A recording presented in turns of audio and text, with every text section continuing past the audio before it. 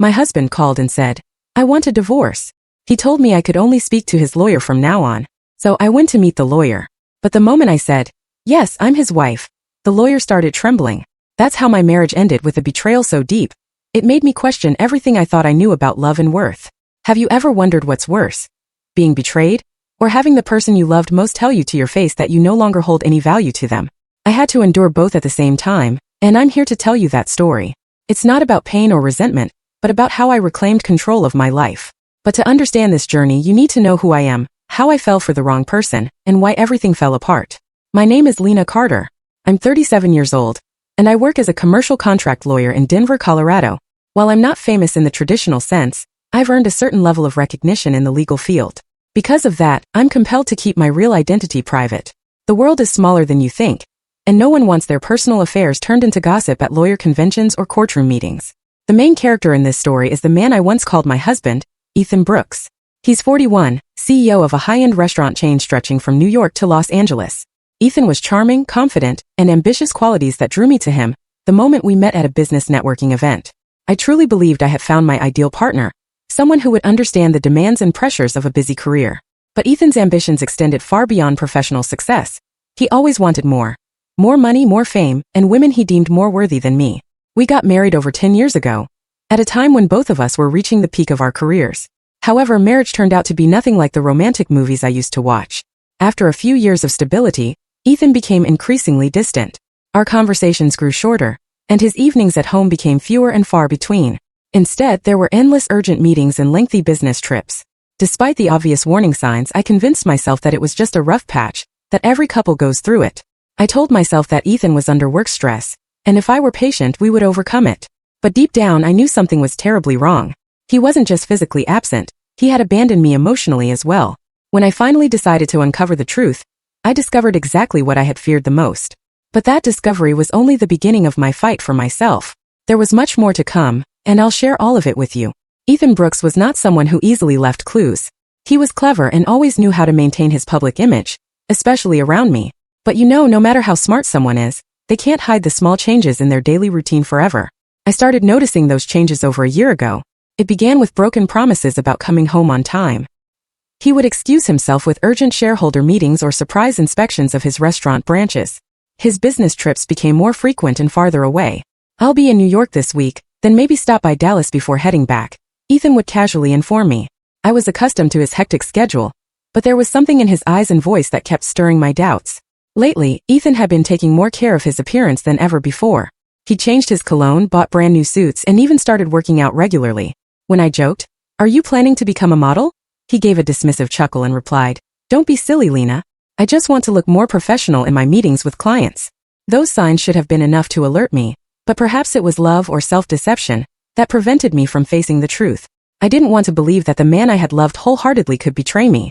Until one Saturday evening, when Ethan said he had to fly to an urgent conference in Chicago. As soon as he walked out the door, I made up my mind. This time I was going to find out the truth. I started by searching his home office. Ethan was discreet, but not perfectly careful. In a locked drawer, I found an old laptop he had used years ago. At a glance, it seemed harmless, but when I powered it on and searched through the saved accounts, I discovered a different Facebook profile. A secret account I had never known about. My breath caught in my throat as I opened the profile. The first thing that appeared was a photo of Ethan with a young woman. The caption read, "Every day feels brighter with my beautiful girl." It made my stomach turn. She had a perfect appearance, a radiant smile, and golden hair that looked like it belonged on a magazine cover. The photos and suggestive messages confirmed my worst fear. Ethan was having an affair. I sat there paralyzed, my hands trembling as I scrolled through each picture and message. All those times he told me he was busy with work had actually been spent with her. The elaborate lies were hidden under the guise of business trips and client meetings. I felt as though our entire marriage had been a facade. That night I couldn't sleep. Anger and pain consumed me. I had always been a sharp lawyer, someone who could see through deception in every case. Yet here I was blinded by my own denial in the most personal aspect of my life. The next morning I made a decision. I would no longer sit idly by in this web of lies. It was time for Ethan to face the truth. I was going to show him that no one could manipulate and betray me without consequences. Ethan returned home on Monday morning as if nothing had happened. As he walked through the door, he casually loosened his tie and asked, "Did you make me a cup of coffee?" His voice was light and calm, but to me it was nothing more than a facade. I clenched my fists and steadied myself, determined to keep my composure. "We need to talk," I said coldly, my eyes locking onto his. Ethan froze, his eyes briefly reflecting surprise before shifting to irritation. What's with the tension? I just got home, he said, sounding annoyed.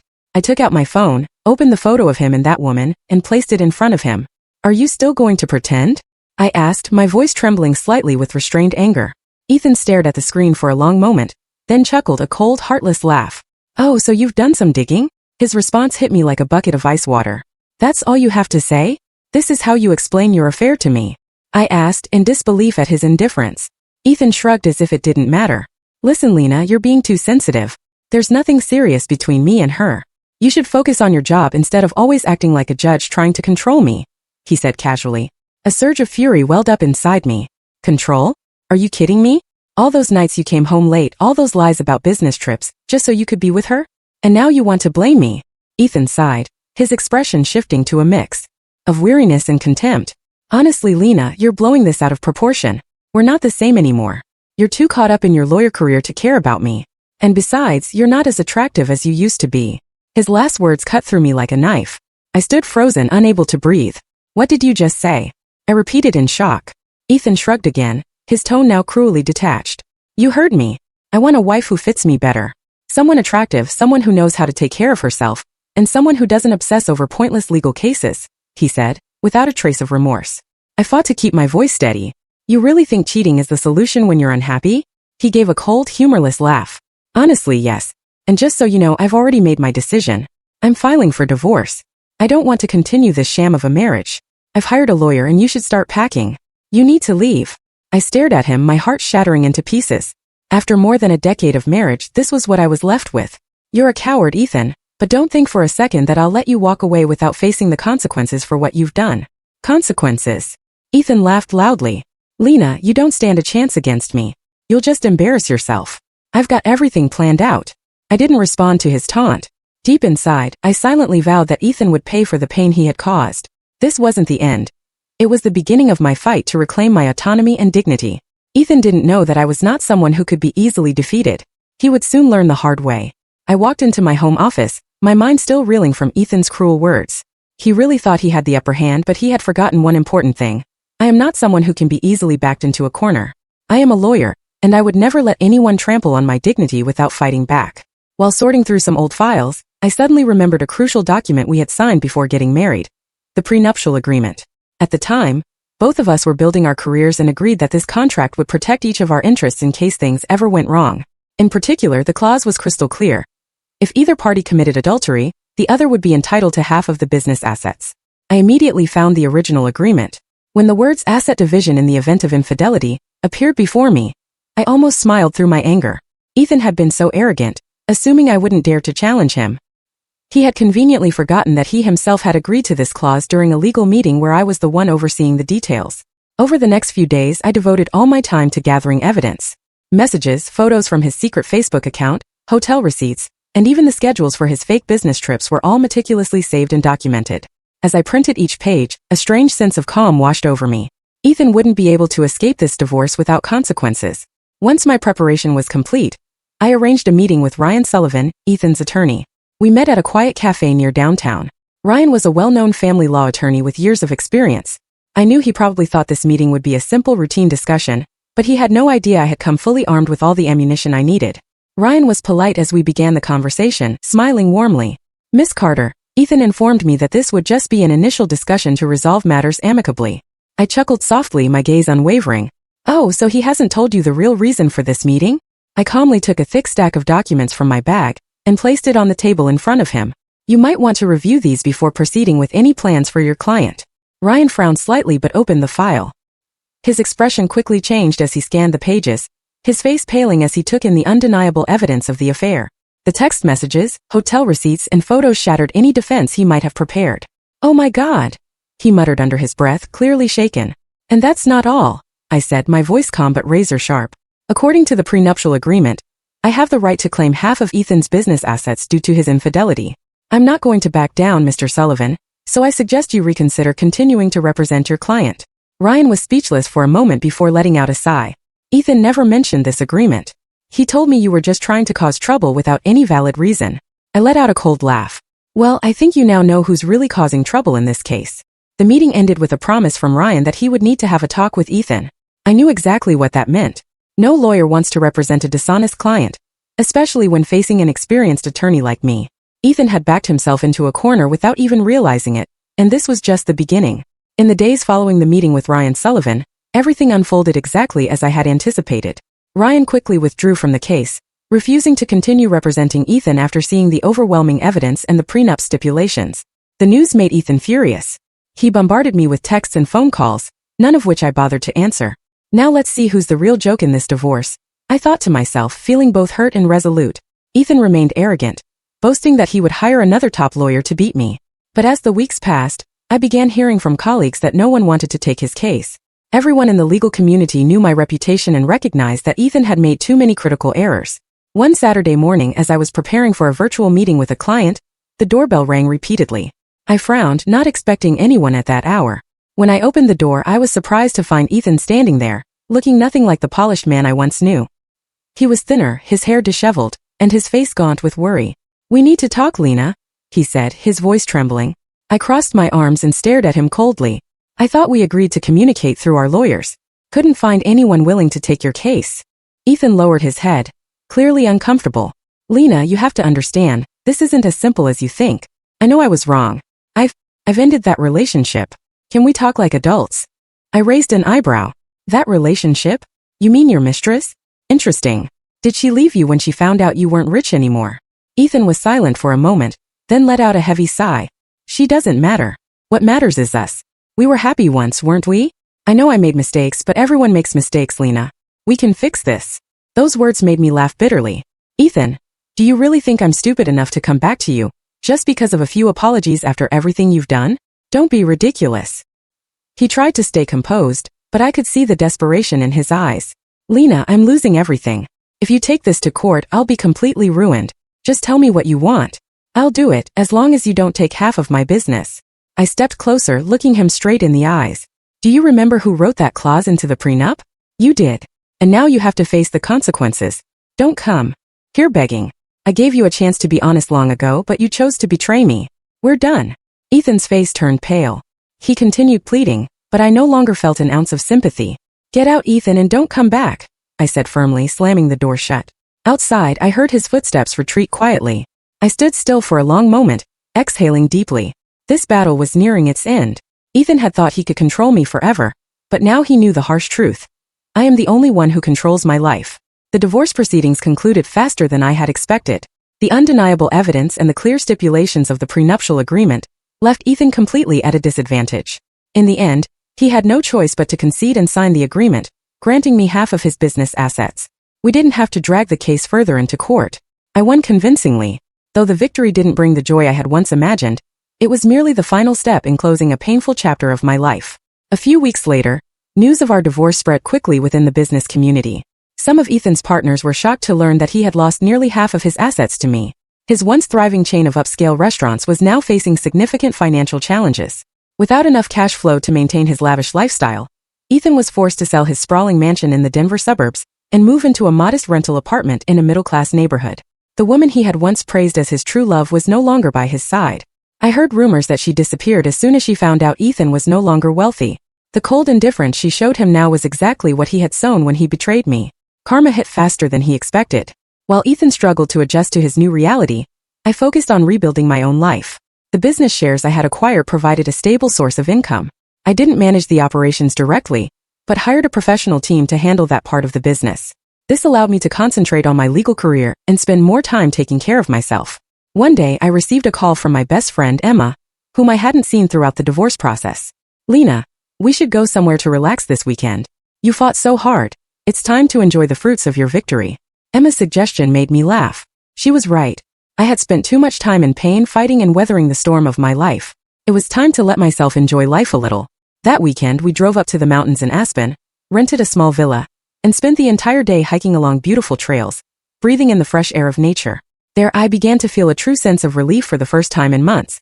"Life is so beautiful, Emma. I forgot what it felt like to breathe freely like this," I said, smiling as I watched the stunning sunset before us. Emma nodded in agreement. "And you deserve it. No one has the right to make you suffer anymore, Lena. It's time for you to live for yourself." Her words were like a wake-up call. After that trip, I returned with a new mindset. I decided to buy a new house not to flaunt or prove anything to anyone, but to create a space I could truly call home. The new villa was located in a peaceful neighborhood, surrounded by a large garden. I spent time decorating it, selecting each piece of furniture to match my taste, something I had never done while living with Ethan. My life gradually stabilized and flourished beyond my expectations. I continued taking on major legal cases and earned the trust of more clients. The staff at my law firm showed me respect, not just for my expertise, but also for the resilience I had demonstrated during the hardest period of my life. One afternoon, while sitting in my office, I received an email from Ethan. The subject line was brief. "Can we talk?" I opened the email and read the apologetic words he had written. Ethan admitted he was wrong and said he wanted to meet me to apologize in person, hoping we could remain friends. I chuckled softly and shook my head. Friends? After everything? I didn't respond right away. It wasn't because I wanted revenge or still harbored hatred for him. I simply realized that I no longer needed his apologies. My life had entered a new chapter, and Ethan was no longer a part of it. Instead of replying, I pressed the delete button and closed my laptop. Then I stepped outside to enjoy the gentle afternoon sunlight, feeling lighter and freer than ever before. This journey had not been easy, but I learned valuable lessons from it. No one has the right to control your life but you, and when you stand up for yourself, your strength will command the world's respect. I had weathered the storm and was now living the life I deserved. A life of freedom, success, and hope. Imagine your husband suddenly vanishes, claiming his mother is gravely ill, only for your 6-year-old daughter to keep asking, "Did Daddy forget us, Mom?" That's where my nightmare began. A chilling realization that the man I loved was building an entirely different life, without us. I'm Lillian Moore, 35 years old, and I work as a nurse at a small hospital in the suburbs of Raleigh, North Carolina. My life used to revolve around endless night shifts and the bright smile of my little daughter, Ellie, who had just turned 6. Every time I finished a shift, all I wanted was to get home quickly just to hear her shout, "Mom!" Today I drew a cat that can play the piano. The small 2-bedroom house I rented was tucked inside a quiet neighborhood. It was simple, but to Ellie and me it was our whole world. On the living room wall hung the messy little drawings she brought home from preschool, a family of 3 holding hands under a rainbow. When she taped up her latest drawing, I just smiled softly and turned away quickly. The picture had 3 people, but now it was only the 2 of us who lived there every day. My husband, Brandon, and I met back in college. I was studying nursing and he majored in finance. When we got married, Brandon was calm, thoughtful, and always made me feel secure. We used to be the couple everyone admired, but that belonged to the past. About a month ago, Brandon told me his mother, Sylvia, had suddenly fallen ill. "She has heart failure," he said. "The doctor said she needs constant care." I was washing dishes after dinner, my hands soaked in cold water, frozen in place as he spoke. "So will I go visit her? I can request a few days off and Ellie will be thrilled to see her grandma," I said. But Brandon shook his head immediately. "No, she's in a special care phase, and the doctor recommends limited contact. She's easily stressed out, you understand, right?" I tightened my grip on the dish towel. "Ellie and I are family too, Brandon. She misses you." "So do I." My voice grew small, like it had been drained of strength. Brandon stepped closer, gently placed his hand on my shoulder, but his eyes shifted away. "I know, but right now my mom needs me more than anyone." And just like that, he left with only a small bag and a promise of just a few weeks. The first week, Brandon still called every night, short, awkward calls, but at least they happened. By the second week, the messages started thinning out. By the third, all I got were rushed texts like, "Super busy, mom's getting worse," or, "Can't talk today, sorry." I started feeling uneasy. Brandon had never been this distant. He stopped asking about Ellie's schoolwork, stopped sending random photos like he used to. Every afternoon after school, Ellie would ask, "When is Daddy coming home, Mom?" And all I could do was smile faintly and lie, "Soon, sweetie, he's just taking care of Grandma." But even I wasn't sure I believed myself anymore. I tried to stay calm, doubling shifts at the hospital, taking care of my daughter, and waiting for the man I once trusted completely. But every night, once Ellie fell asleep, I'd sit quietly on the couch, staring at the phone that no longer lit up. I didn't want to assume the worst, didn't want to doubt the man who once promised he'd never abandon the 2 of us. But the distance wasn't just physical. It was creeping into my chest, cold, silent, like the early winds of fall. And I started to wonder, was there something Brandon was hiding from me? That feeling grew stronger in the 4th week, when Ellie began waking up in the middle of the night, stumbling into my room, whispering in the dark, "Did Daddy forget us, Mom?" I held her tight, trying to keep my voice as gentle as possible. "No, honey, he's just busy taking care of Grandma."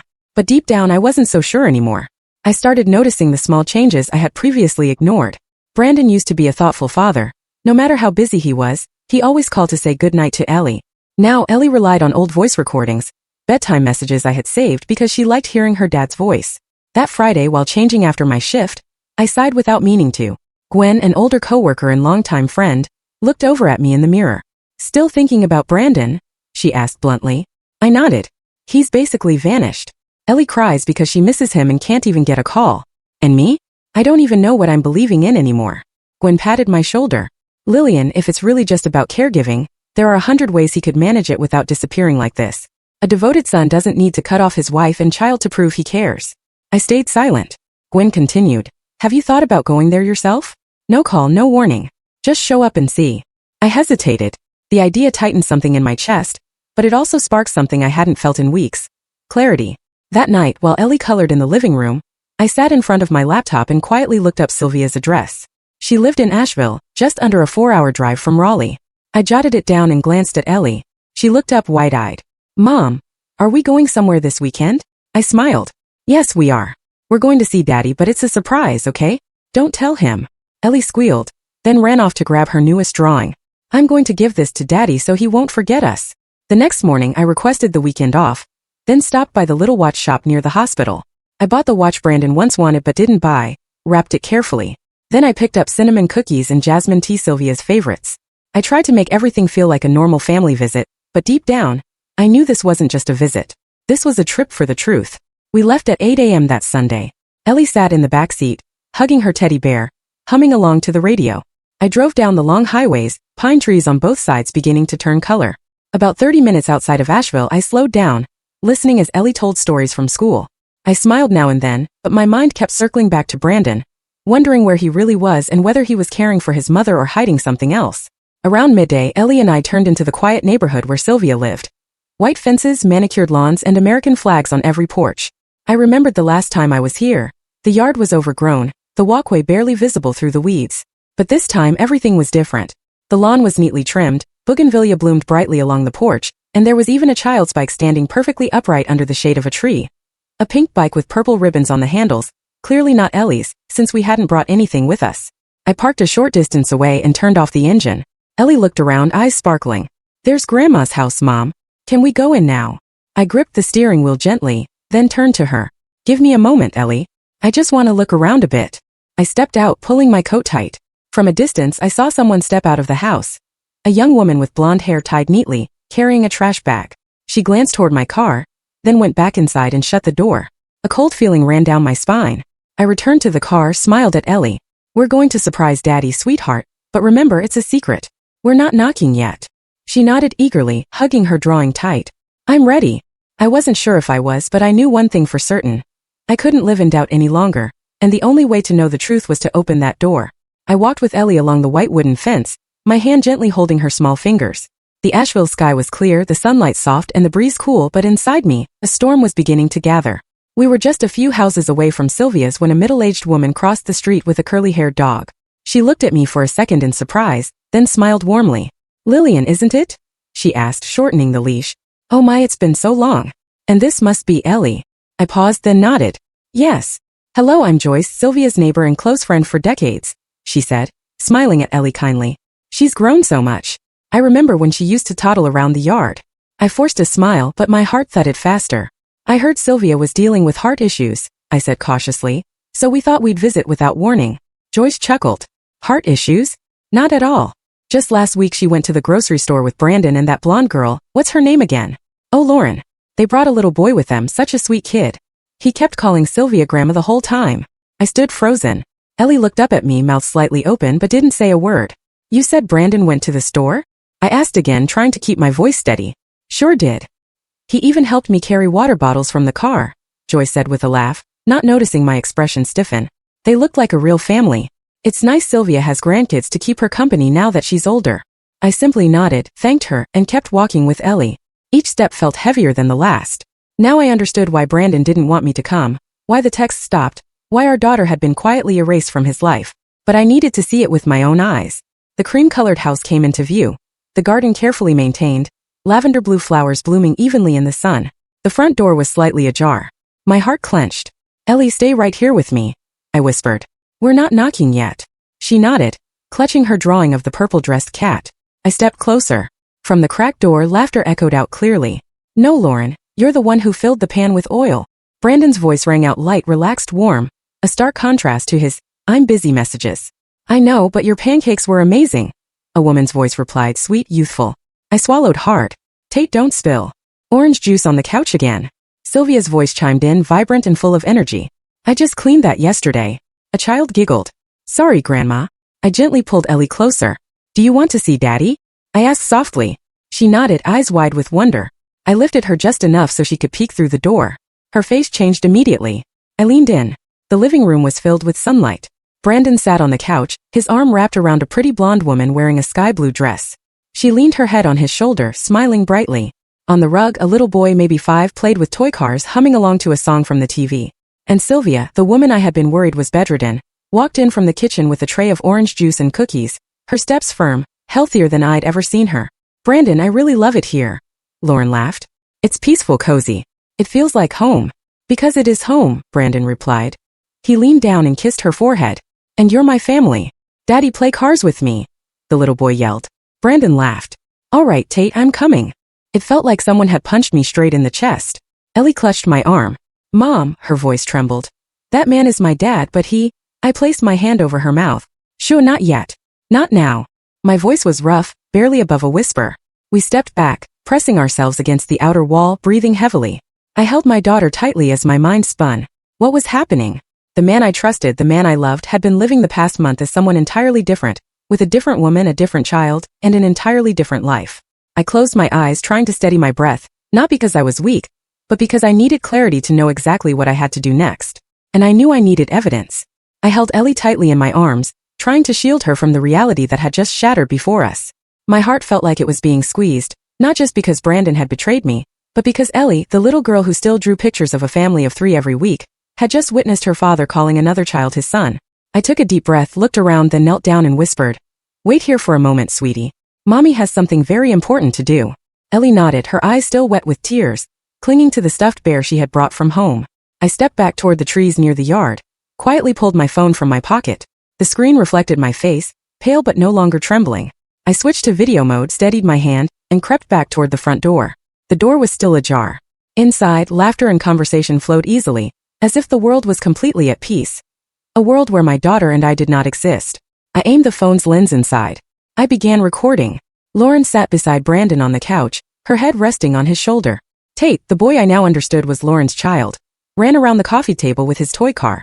And Sylvia, my mother-in-law, placed a tray of cookies on the table, her voice cheerful, her body full of energy. Brandon, I'm so glad you finally did the right thing, she said. Lauren is who you should have chosen from the start. That Lillian girl, I told you so many times. I gripped my phone tighter. Every word was recorded clearly, fully. Brandon chuckled. Mom, let's not talk about the past. Everything's almost taken care of. Almost. Lauren tilted her head. Are you sure? I still worry. What if she finds out? No way, Brandon replied confidently. Lillian believes anything. All I have to say is, Mom's seriously ill, and she listens. She's never questioned me. I bit my lip until I tasted blood, just to stop myself from gasping. What about Ellie? Lauren asked. She's still your daughter, right? Brandon shrugged and grabbed a cookie from the plate. Lillian will handle her. Ellie's the only one I feel guilty about, but honestly, Tate needs me more. He's part of this life now. And the little girl? She's not important anymore. Lauren's voice was quiet but pointed. Brandon paused, then exhaled. I have a new family now, Lauren. Ellie, she'll just have to adjust. I stopped recording.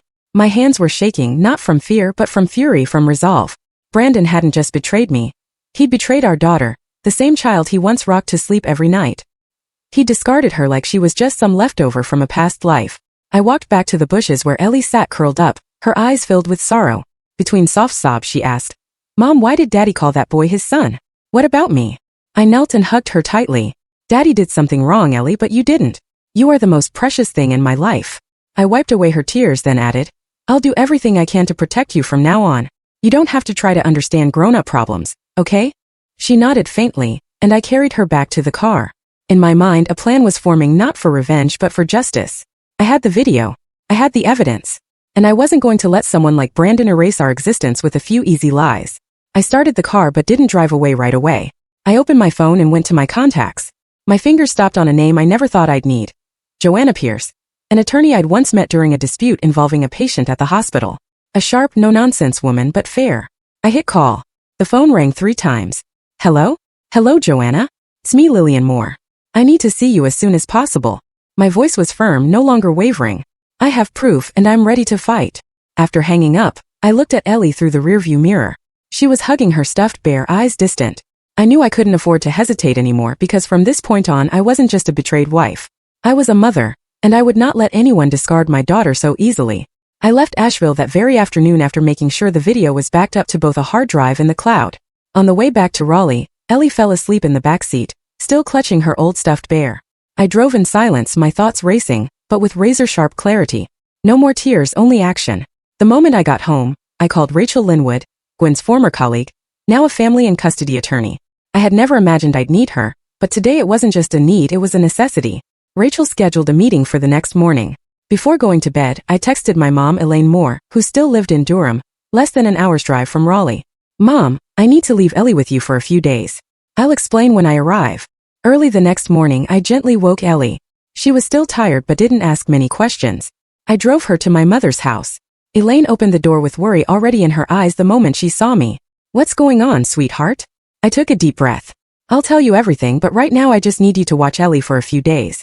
I have something important to take care of. My mom hugged Ellie, whispered something into her ear while I just stood there, clutching the folder and the phone, holding the truth we had uncovered.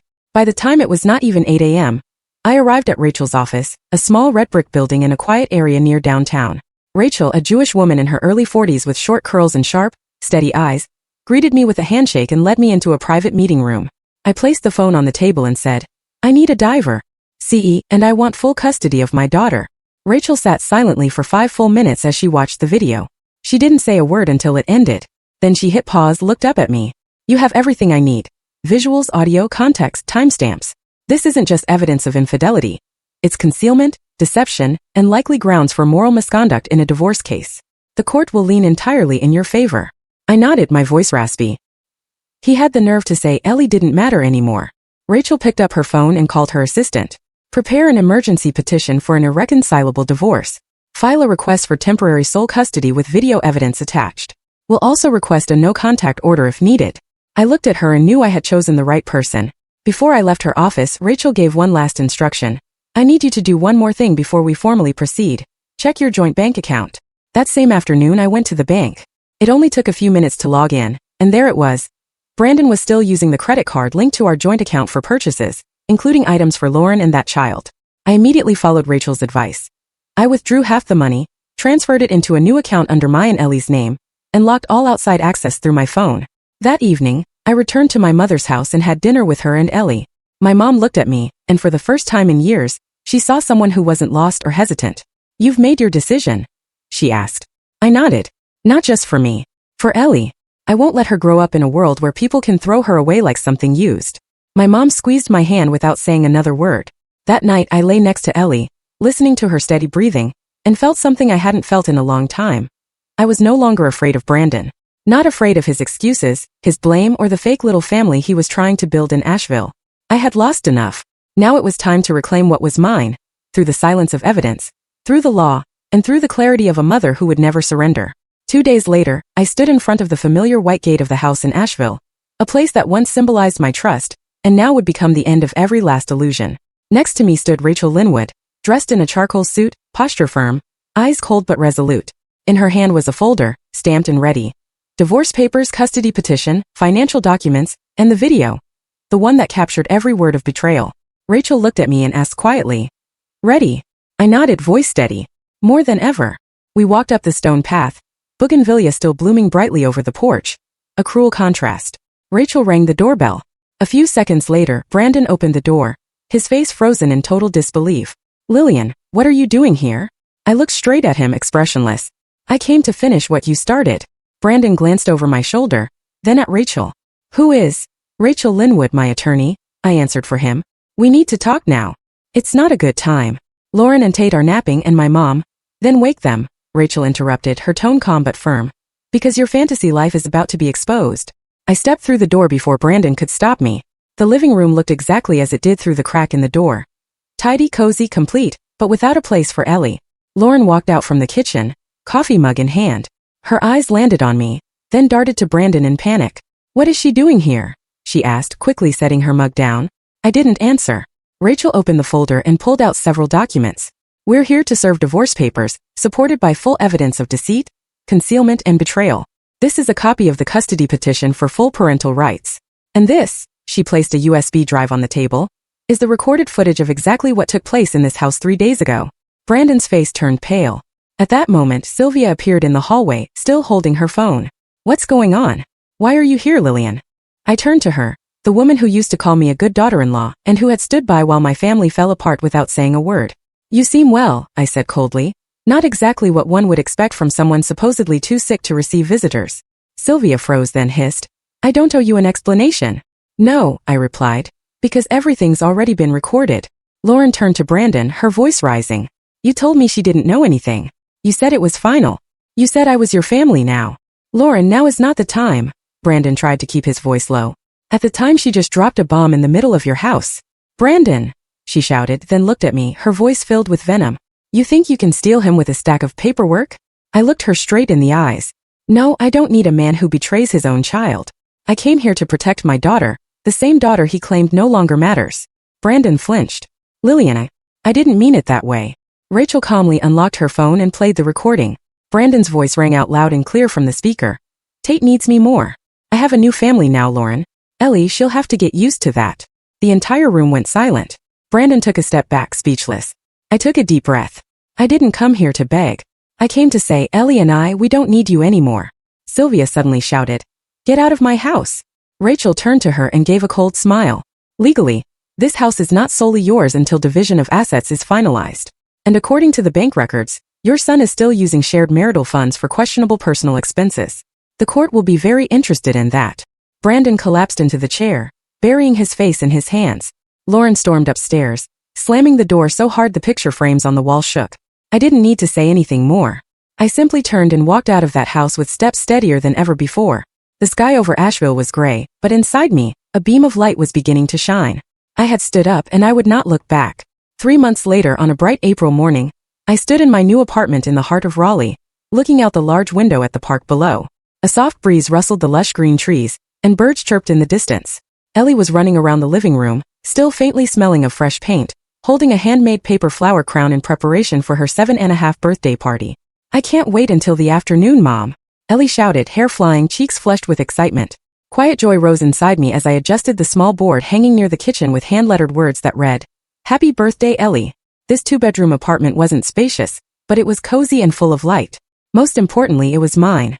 The lease had my name on it, and I cleaned and decorated every corner myself. The divorce had been processed quickly. Thanks to the undeniable evidence, Rachel had done an excellent job. I was awarded half of the shared assets, full custody of Ellie, and retained insurance benefits for both of us. Soon after, I also received official notice from the hospital. I had been promoted to lead shift coordinator in the emergency department. It was the professional step I had once believed I'd never reach while living in the shadow of a successful husband. My mom, Elaine, moved in with us during the early months of the transition. Though always strict, she quietly helped clean, cooked our meals, and read books to Ellie every night, as if making up for all the missed bedtime calls that never came. And Gwen, my coworker and the one who first suspected Brandon, had become more like family. She brought dinner every weekend and sometimes brought her 2 grandchildren to play with Ellie. The laughter of children made this apartment feel more alive than it had in years. I didn't talk much about Brandon, but Ellie seemed to understand boundaries. Occasionally, she'd ask in a soft voice, Is Daddy doing okay, Mom? And I would respond with all the calm I could muster. I don't know, sweetheart, but I do know you're growing up wonderfully. Our new life wasn't perfect, but it was real. No more empty promises, no more cold dinners with a chair left waiting, I once believed was only temporarily unfilled. That afternoon, we hosted a small birthday party for Ellie in the apartment's backyard. There was no tiered cake or silk table runners like the parties Brandon used to stage, but there was a cake made by Gwen, mint green balloons, and bursts of laughter from the neighborhood kids. Ellie wore the light blue dress I bought from a local craft shop. She ran to me as soon as the birthday song ended. This is the best birthday ever. I hugged her tight. Because you deserve every bit of happiness, Ellie. Elaine was slicing cake. Gwen was pouring juice, and I simply stood there quietly watching everyone, and for the first time in a long time, I felt everything was finally on track. In that moment, I glanced beyond the apartment's fence. A familiar car was parked across the street. Brandon was standing beside it. He didn't walk in. He just stood there quietly, hands in his pockets, watching Ellie from afar. I didn't call Ellie. I didn't approach him. I only looked at him once, just long enough for Brandon to see clearly. My daughter and I no longer belonged to the world he had tried to hide us from. A few minutes later, the car drove off. No one else noticed, but I knew my closure wasn't just legal. It was a true release from everything I once tried to hold on to. Ellie hugged her teddy bear and whispered in my ear as she blew out her candles. Mom, you know what? I don't remember last year's birthday, but I'll remember this one forever. My throat tightened with emotion. Because this year you got to be yourself. And so did I. 10 months after the court officially granted me full custody of Ellie, I happened to hear news about Brandon from an old acquaintance. Not from him, of course, but through a mutual friend's social media post. That friend had once worked at the same insurance company. Brandon had quit his job. In reality, he was terminated after the company discovered he had been using his corporate credit card for personal spending, including weekend getaways with Lauren and her son. The behavior not only damaged his credit record, but also entangled him in an internal lawsuit that lasted over 6 months. I wasn't surprised, just disappointed that the man I once trusted had chosen to lose everything by his own arrogance. Lauren had left just a few months after our confrontation in Asheville. She packed up and left the house with Tate without leaving a single note. Rumor had it she found out Brandon had secretly been texting a young female colleague. Same old habits unchanged. Lauren called me one afternoon to clarify a few things, as she put it. The call lasted under 3 minutes, but when we hung up, both she and I understood. The only one who had truly lost everything was him. And Sylvia? After suffering a stroke during winter, she was admitted to a long-term care facility in southern Charlotte. Brandon couldn't afford to pay her medical bills on his own, and her insurance was terminated after he lost his job. That burden now sat solely on the shoulders of a man with no family beside him, no stable income, and almost no one left who cared to listen. I wasn't happy to hear it, but I no longer felt guilt either. Every choice comes with a price, and Brandon made the wrong one not just once. One afternoon in June, Ellie and I went with Gwen to a local fair in the center of town. I was crouched down helping Ellie choose a beaded bracelet when I felt a gaze from across the square. When I looked up, I saw Brandon standing there about 30 feet away, hands in his pockets, looking noticeably thinner than before. He didn't come closer, just stood there silent still. Ellie didn't notice him. She was too focused on picking out a pink kite. I didn't call her over either. I just looked at Brandon, and in that brief moment, there was no hatred, just the long silence of something that had already ended. Brandon looked at his daughter, his face unable to hide the pain. I knew that look. It wasn't the look of a wounded man. It was the look of someone who knew he had lost the most precious thing he'd ever had. I didn't walk toward him, and I didn't walk away immediately either. I simply gave Gwen's hand a light squeeze, and together we left the fair, leaving behind a man standing alone in the crowd, unnoticed by everyone else. That evening, while Ellie sat at the dining table coloring, she looked up and asked, "Mom, can we go to the park tomorrow?" I gave her a soft nod. "Of course, but we're stopping by the new bakery. They have those cinnamon rolls you love." She nodded, eyes lighting up. "Then don't forget the orange juice, okay?" I walked over, hugged her, and kissed her on the forehead. "If you wanted the whole world, I'd bring it. We didn't need anyone else. Not a forced family, not late apologies, because together we created something true, and that was enough." What do you think of Lena Carter's story? Do you sympathize with her decisions? Or do you have a different perspective? Share your thoughts. Don't forget to follow the channel for more inspiring stories about life and family. After listening to today's story, perhaps it has raised some new questions in your mind, or maybe it has brought back some old memories. Every day on Reddit, new experiences and moments create fresh stories, and they connect all of us. Everyone has their own unique journey in life, and we all try to understand the world in our own way. These kinds of moments remind us that we are all human. Sometimes happy, sometimes sad, and always learning something new. If you enjoyed this story, feel free to share it with your friends. Your thoughts and feedback are always valuable to us, as they motivate us to create even better content. Every story has its own unique angle, and our goal is to understand everyone's perspective and make our content diverse and relatable. Stories like these help us realize that life's journey is different for everyone, and by hearing other stories, we learn something new. You can also share your own stories with us. Your experiences are valuable to us as well. And if you enjoyed this video, please leave your feedback. We aim to create content that brightens your mind and gives you new ideas every time. If you've already seen this video before, your feedback is still important. With every piece of feedback, we can improve our content and bring a new perspective to our viewers. Today, what we saw was just a small part of the many stories shared on Reddit and across the world. It's a reminder of how we all try to understand life by sharing our experiences with each other. This video was only an example of how we try to connect with others through storytelling, learning about different sides of life. We hope to continue sharing such stories that help us all learn and grow together. Thank you for your time, and don't forget to keep an eye out for more stories coming soon.